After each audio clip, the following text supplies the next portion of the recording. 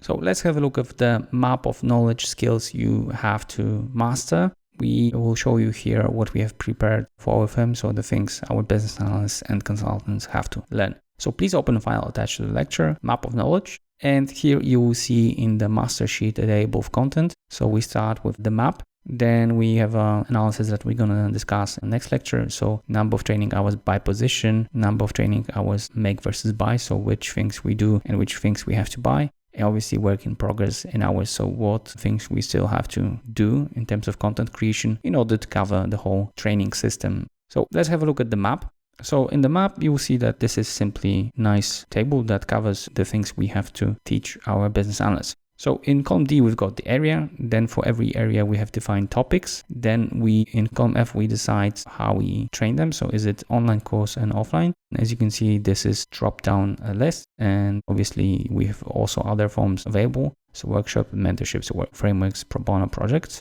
Later, we've got column J. So here we have to decide whether we do it on our own or we buy it. If we buy it, we usually put here the external provider, so from whom we will have the course. Later in column I, we have something which we call the status. So how advanced we are with the certain course. So for example, when it comes to this course, Excel Essential Functions online course, it seems that everything is prepared. However, when you look at the row 15, so we've got the industries commodity, you can see that there is nothing being done. And then some of them are at more advanced level. So for example, industries, media sites, we can see that materials are prepared.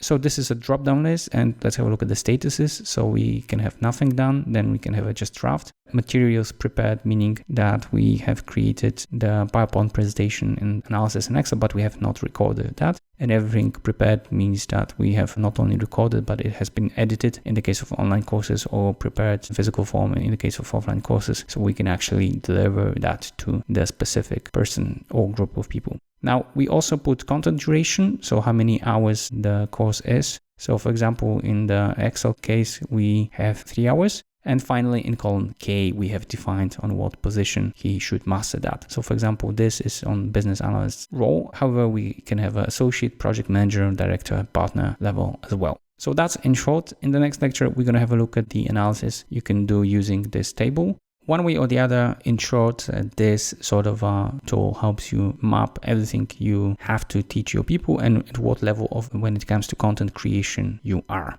So in a sense, it helps you to manage the process in a very easy manner.